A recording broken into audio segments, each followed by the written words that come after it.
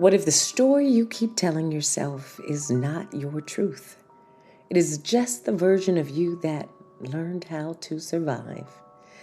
And what if, under this new moon in Gemini, one new question, one honest conversation, one shift in perspective could open the door to a whole new chapter of your life?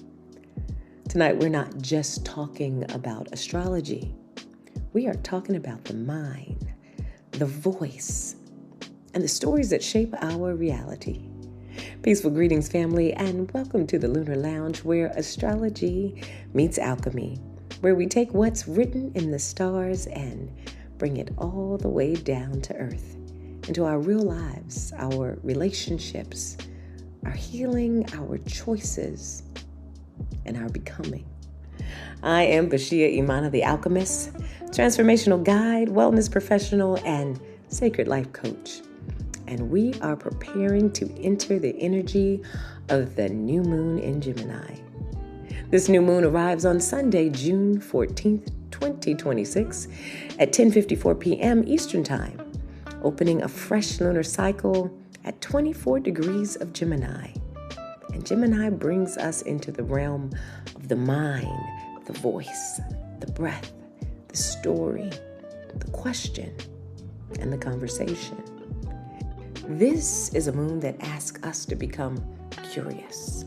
Curious about the thoughts we keep repeating, curious about the stories we've inherited, curious about the conversations we keep avoiding, curious about the joy we keep postponing until everything is fixed or perfect.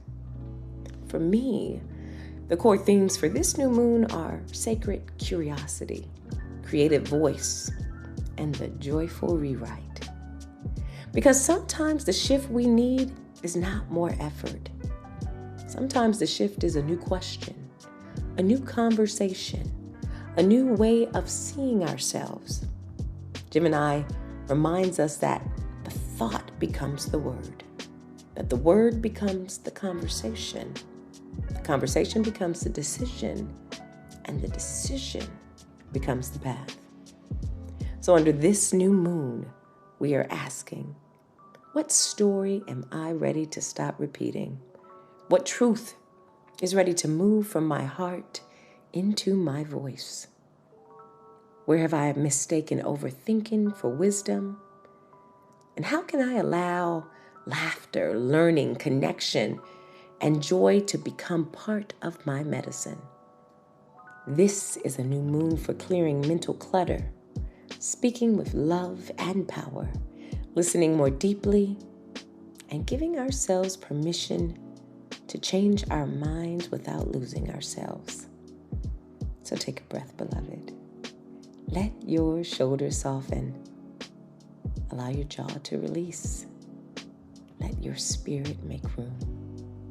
A new story is rising. Welcome home to the Lunar Lounge. Let's begin.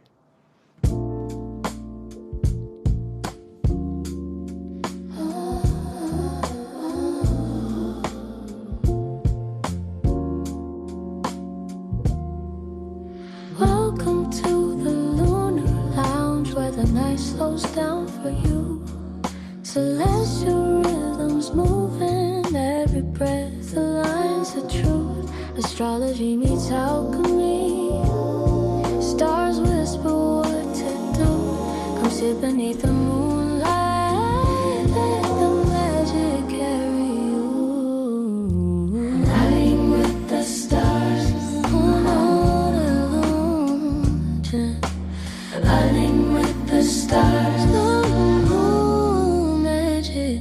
Lunar Lounge. All right, and welcome back to the Lunar Lounge, where astrology meets alchemy.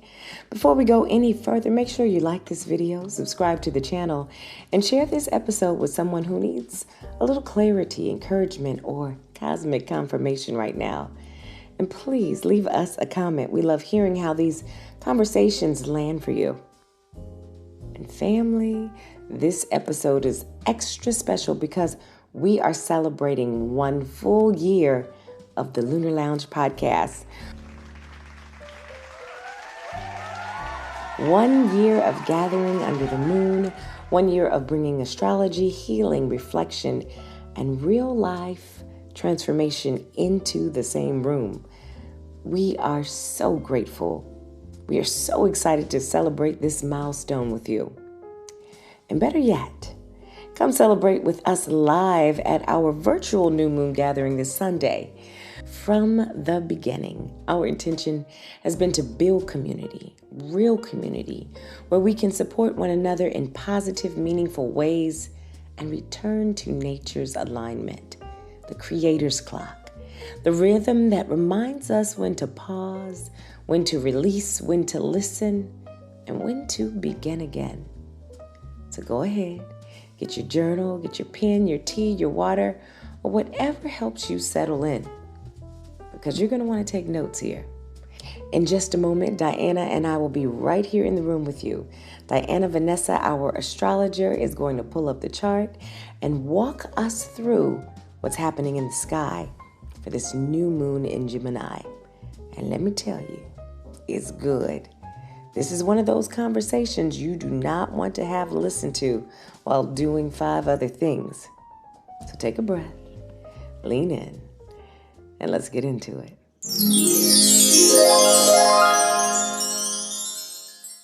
And we are back. Hello, hello. You get to see our faces again, and it's a really exciting day for us because it is June, it is Gemini season, and it is our 1-year anniversary doing our podcast. Yay! So we're really super excited. But you know what? We're going to have plenty of time to celebrate. We want to know what is happening because let me tell you, Gemini came out the gate not playing at all, right? Like, it was like, listen to me. Listen to me. I've got things to say. So Diana, tell us, let's talk about what's happening. Well, thank you. I'm really excited about our anniversary. Happy anniversary to us. I'm proud of us. We've been doing it. We've been doing it with lots of other things going on. We've been doing it in the middle of Gemini season. So, okay, let's just get started then because it is busy season officially. We have the new moon coming up on Sunday, June 14th. In the lead up to the new moon, there were 2 things happening in the sky with the transits of planets and the lights. They were pretty loud this week for some people and pretty mute for others, okay? So the first one that folks who are really into astrology were aware of this week was the meetup of Venus and Jupiter in the sky at 25 degrees of Cancer. This happened exact on Tuesday, June 9th at approximately 3:46 p.m. Eastern Time. And one of the reasons why I want to bring this up is because Venus and Jupiter are known as the benefic planets in traditional astrology. They are the blessers. When Venus moves through a chart, again, with any planet, depending on where the planet is placed and what it's aspecting, it may not show up as a beautiful thing. It could actually be something that's not so great. But whenever there are contacts with Venus and Jupiter, generally, what we see are what I call for Venus daily goodies, like the nice, pleasant, beautiful, pleasing, aesthetically just brings joy and harmony to our life with Venus contacts. And with Jupiter, Jupiter is usually an expansiveness, an amplification, right? Jupiter in Cancer, this has been a big transit for amplifying the home, expanding our sense of home. So what was interesting this week is that on socials, I do a lot of astrology socializing on Threads, for example.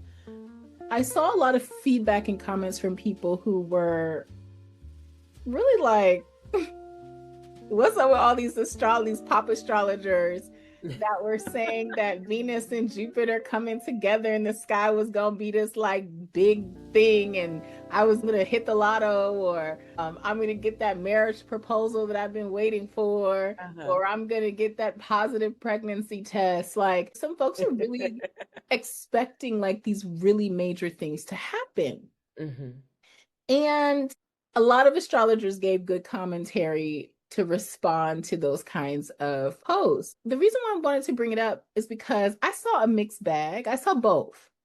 I saw really just beautiful things happening in the Cancer part of my chart.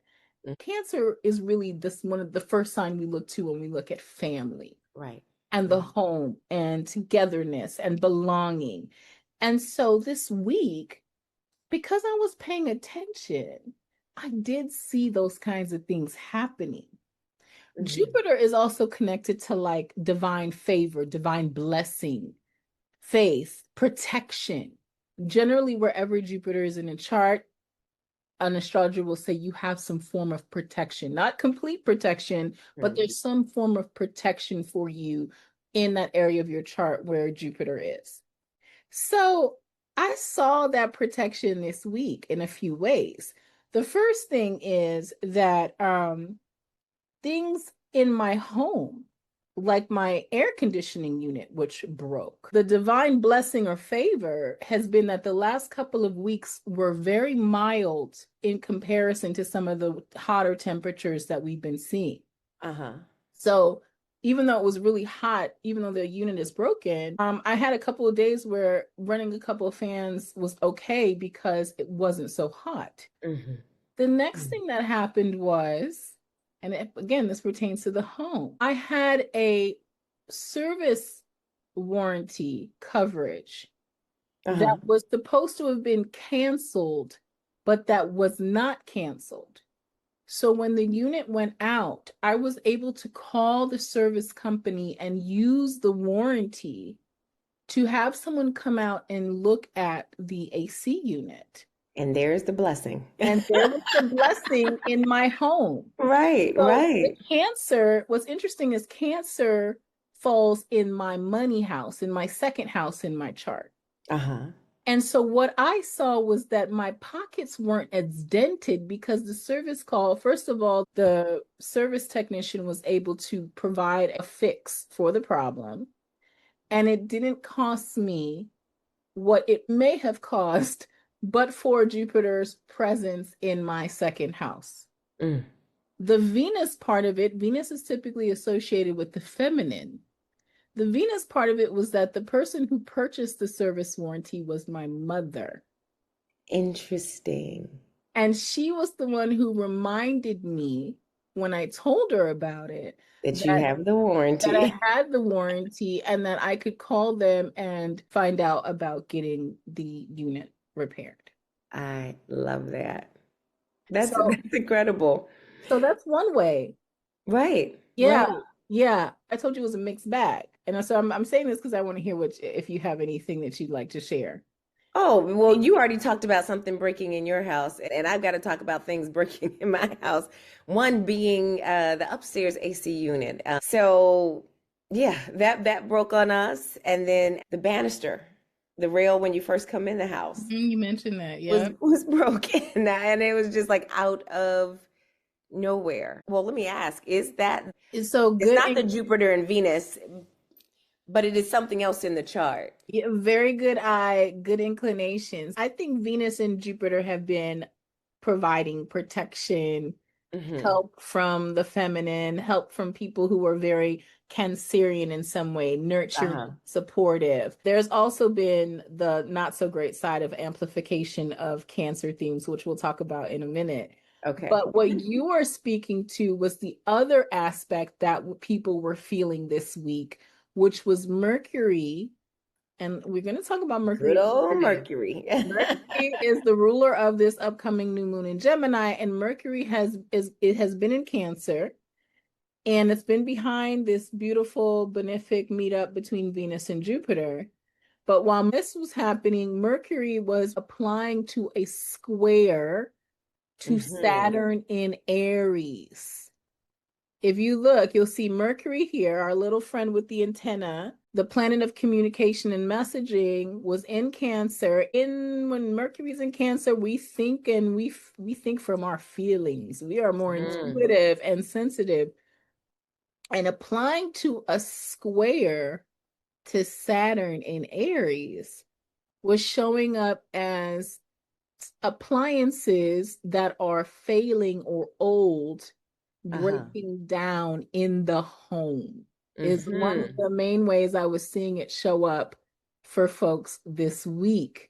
So Saturn in Aries is saying if it's obsolete, if it's old, if it needs to be replaced, Mercury was showing us the message about what technology, what equipment, what other systems in the home, Cancer, needs to be replaced or renewed in some way. I think that is the AC unit and the banister and other things around the home that need repair. Right. Now I'm going to have to go back and look at the ninth to see if I saw the blessings. I mean, and of course we have blessings every day.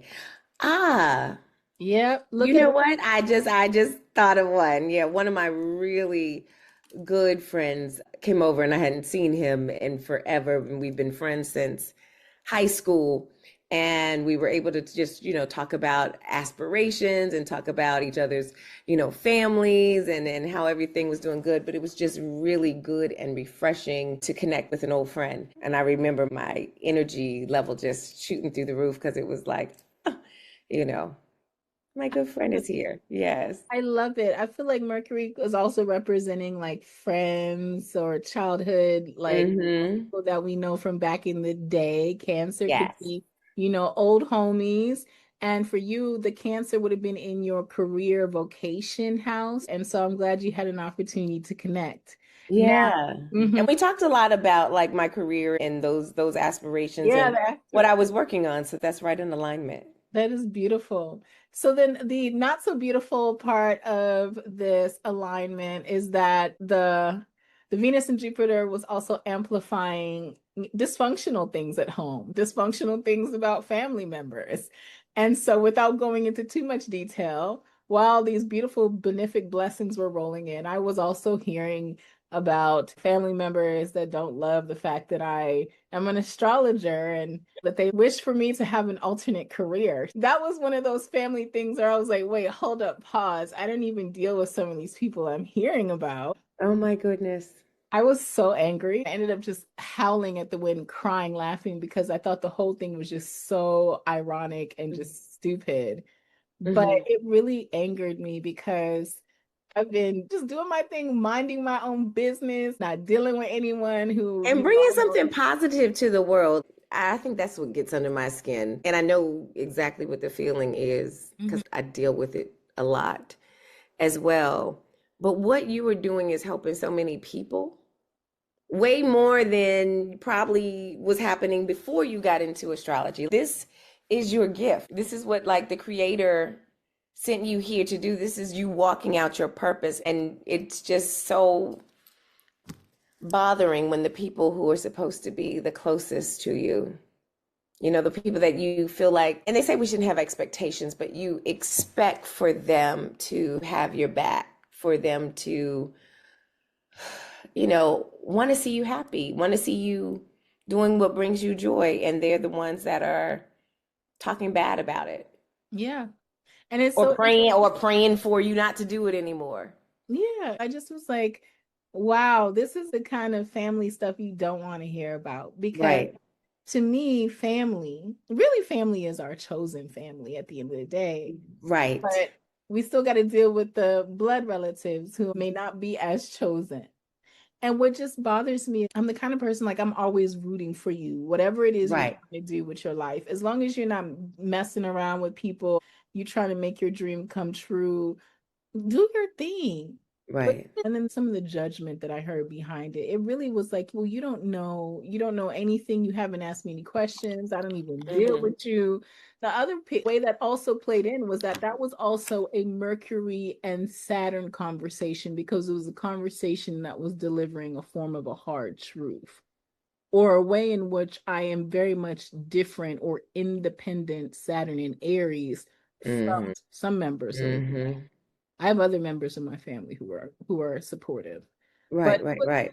it was difficult. And so we saw, I feel personally that I saw a combination between my own experience and the experience of clients and friends. How the astrology, you know, sometimes what can people think is going to just be this big blessing is actually really a big blessing, but we have to be aware of it and where it's happening in our chart so that we can actually see it when it's occurring. And sometimes that blessing can just be an awareness of the truth. Yes. Right? My heart is to give. I love giving. I love to see people happy. And my giving, a lot of it is there's things that I do out in the open, but a lot of it is behind the scenes. And like people don't see the work that I put in for things to happen in the workplace or happen in the home that makes it just what it needs to be for folks. The truth is that while my work is valued, I feel like I'm just being used and it's not reciprocated. And it's just like being a river running to a desert. When it comes to the people that I'm supposed to be closest with in this space. When you said river and desert, I'm looking at all this water Cancer and then all of this Aries dryness right here. Right. Oh my gosh. Oh my gosh. This Gemini season, all I can keep thinking about is we have to speak up. We've got to communicate. I'm wearing one of the colors of the throat chakra. It's also one of the colors of Gemini as well. What color blue would you describe that as? So right now I'm wearing turquoise, but more of like a sky blue. We think about like sky blue when we're thinking about like Gemini, sky blue, whites, yellows. I was like, I'm going to wear a lot of blue because I've got to communicate clearly how I'm feeling about things. Yes. And I think that, you know, even our listeners, this is the time to communicate. And communication doesn't always have to be words either. So that's the other thing. A lot of people don't even consider. I'll tell you something. It's a little funny. There's a person in my family who's constantly losing their computer chargers. And I'm the person that when they're like, can I borrow your charger? Can I borrow your charger? But my charger never comes back, right? They've already lent it to somebody else and that charger is long gone, right? And so I have said so many times, please don't take my charger, or yes, you can use my charger, but it stays in that outlet. Don't move it from there. So what I've been doing, because that communication had not been effective, the particular person in the family doesn't like things that are girly, right? So what I started doing, I hold one up, I started painting flowers on all of my computer chargers, right? I love it. I love it. Because they're not going to walk around with a flower on their computer charger or hearts and all those type of things. So that's my way of communicating. You're not taking this anymore. So yeah, and I think that this is the time of the really embracing the sacred no. Yes. We do have that tiny voice that is always there when somebody asks you to do something, or could you just, or can you come? And that says, I really don't want to do that right now. Or I've got other things to do and I need to put my energy there. And not feeling bad about saying no. I think it's really sacred. And I think it's something that we, especially women, have to practice. 100% agree. I've been so proud of myself because ever since I left full-time corporate practice of law, I have been intentional around slowing down my pace of life. Yes. And so I've gotten more accustomed to the slower pace, being able to patter around my house. Yes. And this week made me nervous because I just felt like this Gemini season heightened activity. The last time you and I spoke under the Sagittarius full moon, we're Mhm. talking about just how things were picking up. People, Yeah. it's graduation season, there's parties, everyone's graduating, everyone's promoting, everyone's doing something. And I'm Mhm. like, oh my God, I'm not ready for all of this activity right now. I've got things, data, information that has shown me what I really need to be focusing on. Mm. But it's been difficult because with Gemini season, there's so many different pieces of data, information, stimulation that gets Yes. very distracting. Yes. Oh my And goodness. you have been speaking already to these themes for this new moon that's coming up on Sunday. Okay. So I Mhm. know you've already done the logistics that we've got this new moon. It's the Yeah. sun and moon here together, dark sky in the sign of Gemini. Mhm. And Gemini at its core is an information gatherer. Yes. It's a seeker in that it's curious. Yeah. Gemini is very data driven. Mm. Gemini is very connective. Mhm. And what I love about Gemini is that it moves through the world asking questions. It moves through the world making meaning through logic and reason and Right. pattern analysis. And I also love that Gemini tends to generally Mhm. share what it's learning with Right. the people. Gemini is also associated with the twins and duality and Yes. different perspectives. And one reason why when you see those like astrology takes where they're like the shadiest signs in the zodiac, usually they put the Gemini expression at the Right. top of the list because Uh-huh. Gemini is so good at seeing multiple sides of things Right. and being able to hold contradictory perspectives that some people look at that and see it as two-faced or duplicitous, right? No, but but for me, I always see it as this beautiful duality. I mean, like Mhm.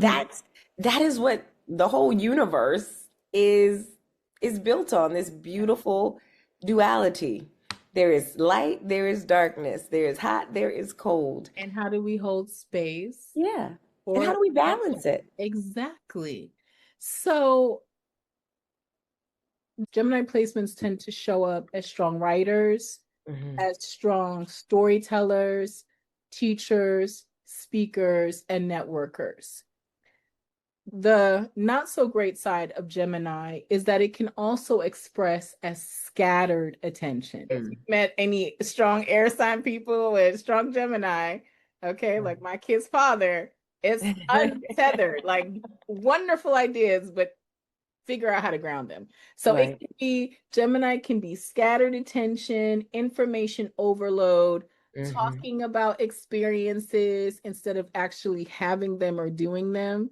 Doing a lot of like, I could do this, I could do this, I could do this, and then getting so Hmm. wrapped up in doing or figuring out how to do, nothing gets done. And So it's like, yeah, the endless accumulation of options with no clear sense of what to do. Sometimes that can happen with Gemini. oh my goodness, I need to go Mhm. back and look at where Gemini is in my chart. So you have Gemini in the ninth house of your chart.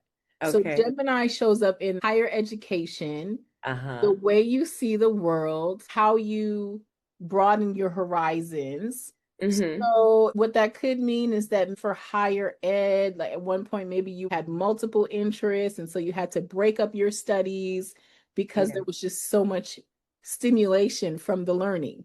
That is my that is my story. That is, I mean, I love learning everything, right? Hmm. And so, like, look, if I had the resources, I'd probably have about 5 PhDs and 7 master's degrees based on everything that I'm interested in and that I'm studying. And for me, the Gemini is in my first house of Ooh. my image, my physical self. It's Huh. my avatar, the role, sort of like the avatar I'm wearing in this life. I am the Uh-huh. Gemini avatar. My physical appearance changes quite a bit over the years. I've been big, I've been small, I've been in between, I've been everything. I'm changing my hair. I'm wearing this piece today, but other days you've seen me with my transitional look. The point is with the Gemini, there is a re-imaging, a resurfacing, there's this versatility that I just love about Gemini.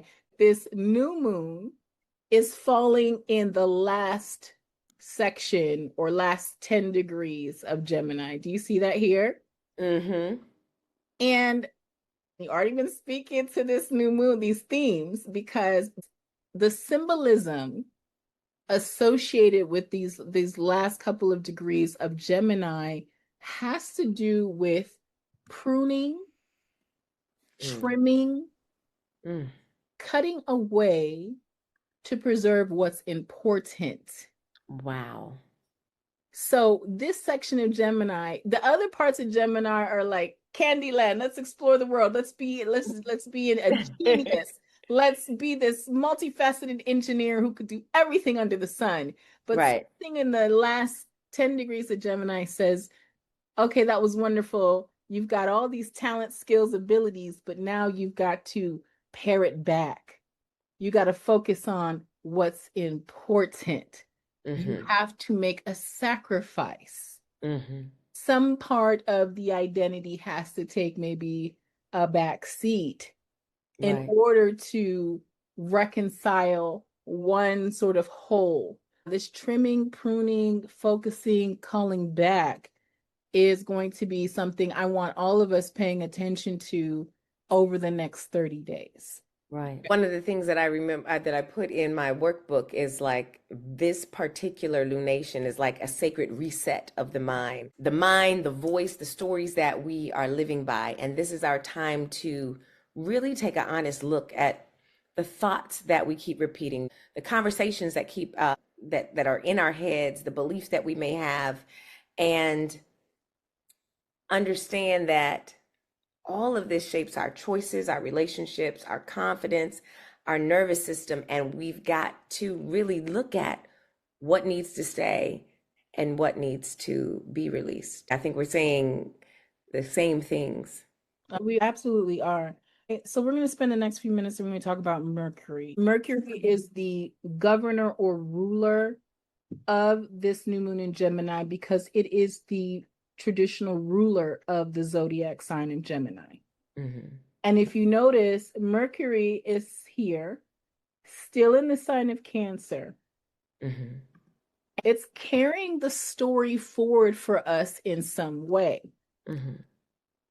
Mercury in Cancer doesn't gather information the way it would if it was in Gemini. Because Mercury in Cancer, it's a messenger in a water sign. So when it's in a water sign, it moves slower and it feels its way through information. It's not logical air sign Gemini. It's intuitive feeling water sign Mercury. It works through intuition. It works through memory. It works through emotional significance and relevance. It also holds on to things, and it also does things like, instead of continuing to say, stop messing with my charger, it finds a way to protect its property by, without, it's almost like, I want to say passive aggressive. It's not. It's more like I delivered a message and now I'm delivering it in another way, but in another way, right? Subtle, and it's sending the sign, don't touch my stuff because I know you don't like girly things. Okay? Right. So this is important because Mercury is going to be helping us figure out what doesn't hold meaning for us. So when you talk about, okay, we got all this stuff going on and we're saying no. Right. What I feel like this Mercury is showing us where we are figuring out what actually matters and what doesn't have enough meaning for us to allow it to continue. Right. Okay. So Mercury is slowing down. We've got a Mercury who's entering into a retrograde baked into this new moon in Gemini. Mm. So this is significant for at least the next 30 days, and it becomes significant for the larger new moon in Gemini story that's playing out for each of us, okay? Mercury is going to station to turn retrograde on June 29th. And it's not going to clear the retrograde territory that it's moving through until August the 6th. Mercury has slowed down as of our recording today. So whenever our listeners are, you all are listening and watching, please pay attention to the feelings that are coming through as you are having interactions with people, because those feelings are going to deliver the feedback about what matters. I think you need to just say that again, like pay attention to the feelings Yes, and yes. why that's important. Pay attention to the feelings that come up as you're having conversations with people. If you're in a meditation and a download comes in, pay attention to how it makes you feel, because that's going to help us determine what matters, what is going to move forward with us. Yeah. When the Mercury retrograde is over the first week of August. And let me tell you, see, I'm nervous, and maybe I shouldn't be, because that Mercury retrograde, you said it comes in on June 29th, which is, if I'm not mistaken, that's a full moon. Yeah, it's right. The retrograde happens just before the full moon in Capricorn. Okay. This retrograde is also important because there is a lot coming up around commitments right now, and contracts and collaborations. And so commitments are under review right now as well through the beginning of the fall. So pay attention to how these conversations and these dynamics are making each of us feel, because remember, Mercury in Cancer is operating on memory, intuition, feeling, and not necessarily the logic. The key to this new moon in Gemini, working or sitting with information that's being processed through the feeling space. So I would say that then this is a moon that we really should, like, if journaling is your thing, journal, or I know sometimes I've started voice recording. When those feelings come up or I'm having these thoughts, I will just turn my phone, the voice recorder on my phone, and I will just talk about it there. And then I go back and journal about it, or I transcribe it. That's brilliant. I'm going to take one journal. I have it right in front of me. And I'm going to, when these conversations come in, when someone asks me about a particular commitment or an obligation, how do I feel about it? Let me write down the date. Let me write down how I feel, because that data is going to be what helps me move through the next couple months. And it's so important to write it down, right? Because you can have that feeling and then somebody will say something and the true feeling escapes you. You get caught up. Or maybe you're dealing with like a codependency, right? And you lose or you forget the feeling. So I love write the date, put the date down, write it down. How do you truly feel about it? Yes. Love the advice. And sometimes you don't have the words. Sometimes you just need to sit in silence and just feel where you're feeling the feeling in the body, right? And does that feel good? Is that energizing, or does it feel depleting? You know, that even if that's all, write that down. I felt depleted. I felt energized. My first thought was no, or it was absolutely, I want to do that, I'm thinking of one conversation. I have to remember that I was enraged when that information came through. Why it was so motivating. Mercury and Cancers are going to move based on their intuition, their hunches, and also how something makes them feel. If I feel connected, That's the other thing I wanted to say too with this Gemini. Gemini is a wonderful connector. Right. I think Gemini is going to be more effective at connecting under this new moon, wherever we have Gemini in our charts, if we are connecting based on those feelings. Mm-hmm. So I've been thinking about how do I, for example, deliver a newsletter that's going to emotionally connect or resonate with my readers to talk about this, Right. as one way that that could show up.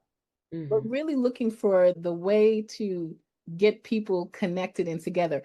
And one way that's been happening in Cancer is through this idea of who are people and our tribe.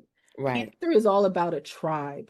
Right. It's also associated on a larger scale with the reason why we're seeing so much of this bullshit nationalism Right. and Right. racism, because it's based on this idea that you have your tribe, I have my tribe. So we should be seeking those kindred spirits at this time. 100%. And that's Right. what people are looking for in Cancer. Right. Look at all this in Cancer. So as of the new moon, Venus has just squeaked over into Leo. Mm-hmm. But before that, we had Venus here. Jupiter has been here for the last year and is wrapping up a stay. And then Mercury, the ruler of this new moon, as well as the ruler of what's going on in Gemini here. I mean, sorry, Virgo. Let's not forget that Mercury is behind this Uranus in Gemini, which is really squeezing us to stop doing things the old way and start doing things in a spiritually surrendered way. Yes. Yes. So again, this that spoke to me. It's speaking to me too. This Mercury is governing all of this territory in the chart. Mm-hmm.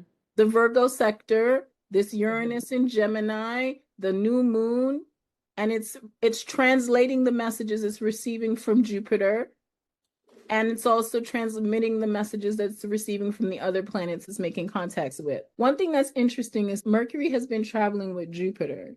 This is an amplification of messages related to Cancer themes. Tribe, who I belong to, who I connect to.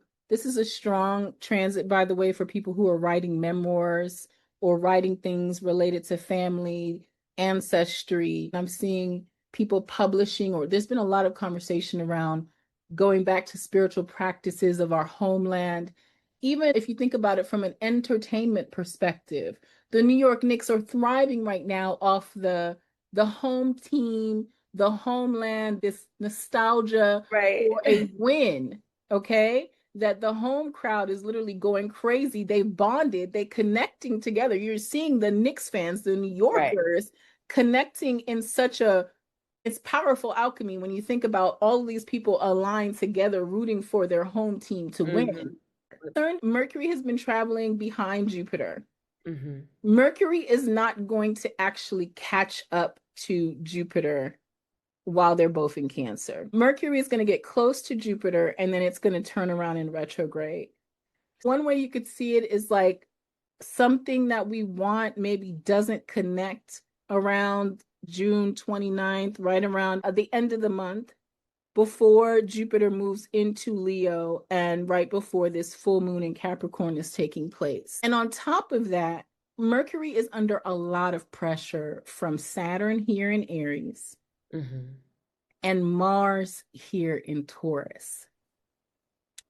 Mercury is in what's called a malefic enclosure.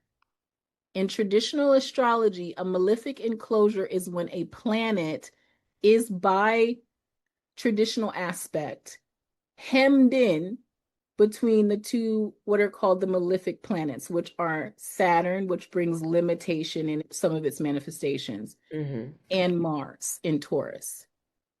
So one read on this is that it's being squeezed, and it's not getting any intervening aspects or help from any other planets during this time, except for the moon, when the moon has direct contact with Mercury. So what that's to say, during this retrograde, things can feel tight, like a squeeze. So between now and August, prepare ourselves for things to break down more, maybe. Okay. We have to sit with what's coming in, and some of it may be just very uncomfortable. Saturn and Mars are both visible in the sky right now, which means that we are feeling the tension to make things realistic and real. Mm-hmm. Mercury wants to create. Cancer is one of the most creative, fertile signs. Let's just use an example. Let's assume that you're writing a book right now. Mm-hmm. Mercury in Cancer is the writer who's writing the memoir.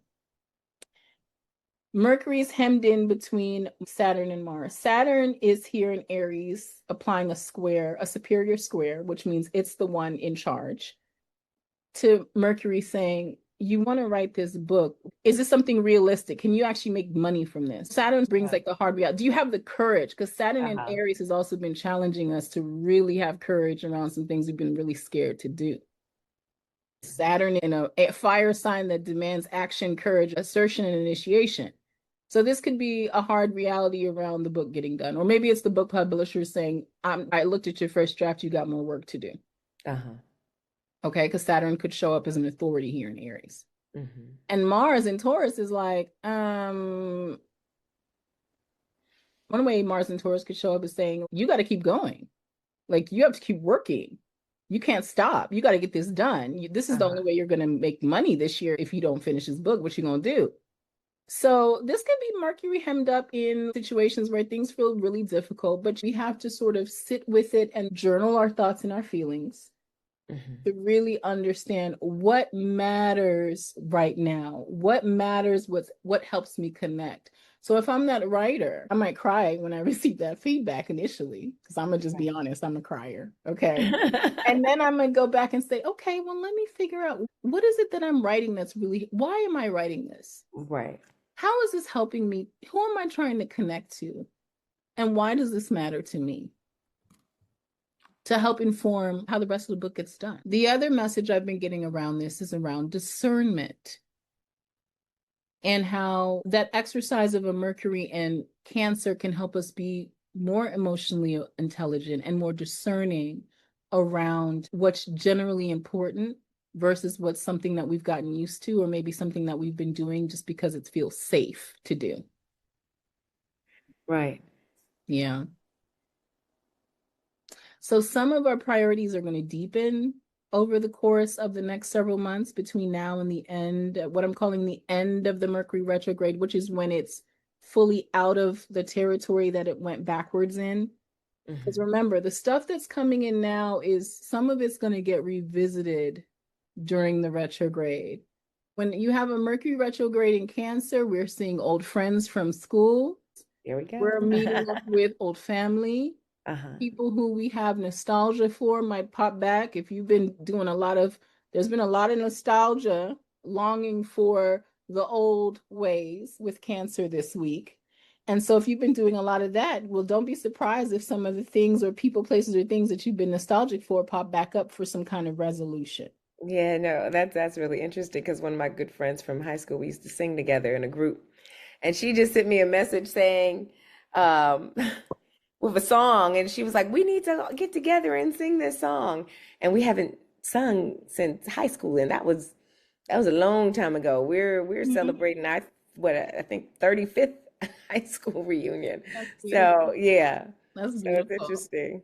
Yeah, so pay attention to and remember, jot those names down too, because those old people, those old friends that come back in, that's important data to make meaning from. Yes.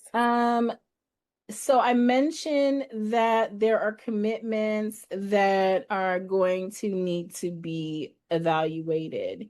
The reason I say this is because the Saturn influence has been, for me, heavy on, is this going to work? Can I make this work? Do I want to make this work now that we've got this new 35, 36-year cycle of creating a new reality with Neptune and Saturn? Okay. The Aries segment of the chart is where we're really doing the hardest work over the next couple of years to really build a new reality for ourselves in some way. But what drew my eye was that I was doing some astrology learning, and I realized that this asteroid here, Juno in astrology is associated with commitments and contracts.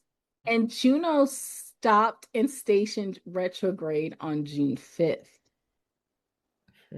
So pay attention to conversations downloads feelings around collaborations, commitments, and contracts. Mm-hmm.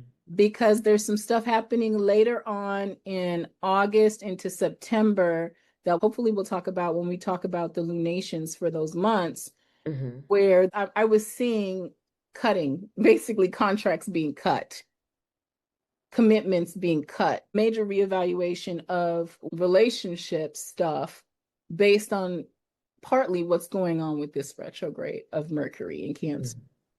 The only other thing I want to mention is that Venus is in Leo when this new moon rolls in. Venus is about what we desire, what we attract, what we love, how we form cohesion.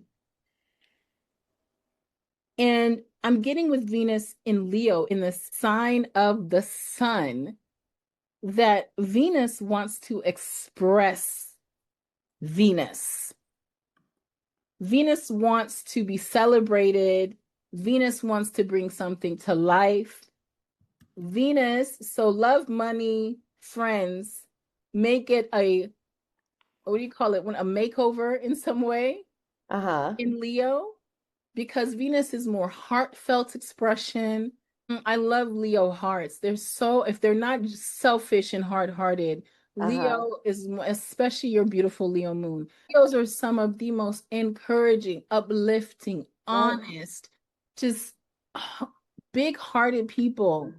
My daughter's a Leo sun, and of course I do have the Leo moon. But when I think of her, everything that you're saying describes her: big-hearted, caring, loving, giving. Yes. So Venus is getting a solar makeover. So I Mm-hmm. wouldn't be surprised if you see a lot of aesthetic changes. Like I was last night as I was working through my notes for this, I was looking for content to use for my social media. And I was going through my camera roll and I was like, I want some expression that's just like it's beautiful, it's big, it's bold, it's loud, and it's unafraid of being different or in your face. Mm-hmm. Venus is gonna hit all of the outer planets on her way through Leo. What I'm getting overall is that this Venus is really, I feel like this Venus is really supportive of the expression of the meaning that we've made from this Cancer, this Mercury in Cancer retrograde, and the pruning that's happening under this growing light of the new moon in Gemini.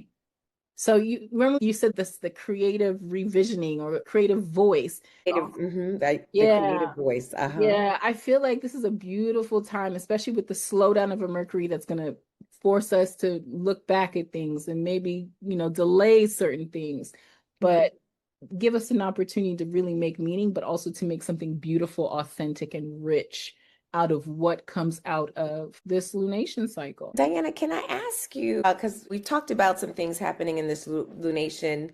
A lot of it has to do with being curious, asking questions, figuring out what to release. But also when we think about Gemini energy, we think about joy and play and that youthful type Yeah. of energy. So I think too of laughter and things like that. Where do you see that in the chart? Because it's also a wonderful opportunity too for us to find that joy and that play. For the joy and play aspect of this, absolutely. When I think of Gemini, I also think of kids. Children, yep. Children, yeah, children or young students who are Hmm. like under high school level age. Yes. And so, um, one thing that came up for me today is I told you I went to my niece's promotion and the kids put on a performance of several beautiful songs, including Lean on Me. And Oh, it's a very diverse school. So you see uh-huh. the kids are singing Lean on Me and all the adults are like reminiscing. So there's Uh-huh. the Gemini, Uh-huh. the children, and then the Cancer is the kids bringing the nostalgia back with the Lean on Me, Right. and the adults getting into it. And even though Venus is not yet in Leo yet, I felt like the kids and their boldness, the expression, they also did this cute dance to the Footloose song. I felt like there's so much joy that we can generate from the Gemini influence. Uh-huh. Listening to music, being around kids, playing, going Hmm. out and dancing.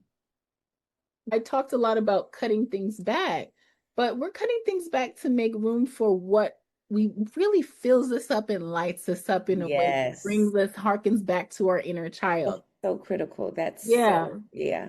And it's so funny because in this particular chart, which is for an Aquarius rising, okay, Aquarius here in the first house, the Gemini is in the fifth house of the inner child.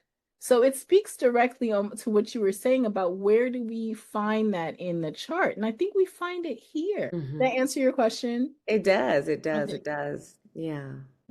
And I think, speaking of that, this Sunday we have our new moon circle and it's virtual. So the folks who are watching this, whether it's on YouTube or any other space, they can join us there. So we'll make sure that we put the link to join us this Sunday for a virtual new moon circle so that you can be with people who are going to give you energy, who are going to support you, who are going to hold you up, for people who vibe with being able to move through life using astrology or being spiritually guided.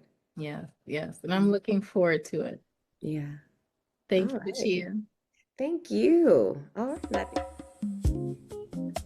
All right, beautiful people. I hope you enjoyed that. And as we close this new moon in Gemini conversation, we invite you to pause and reflect on the stories you are ready to release, the truths you're ready to speak, and the new thoughts you are choosing to plant in your mind.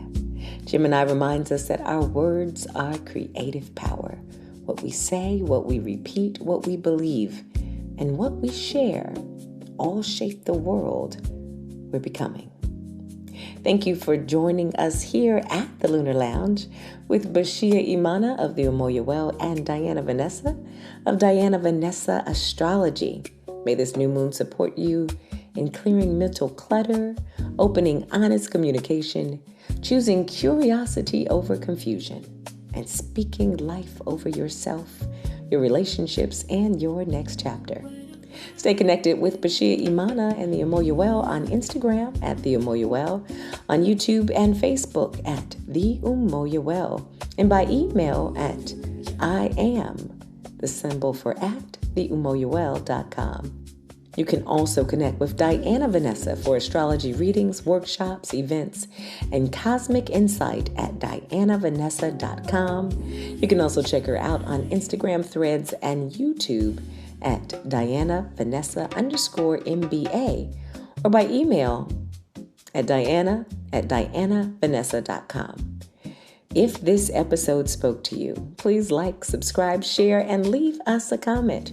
Your support helps this work reach more people who are ready to heal, grow, reflect, and rise in nature's cycles and seasons.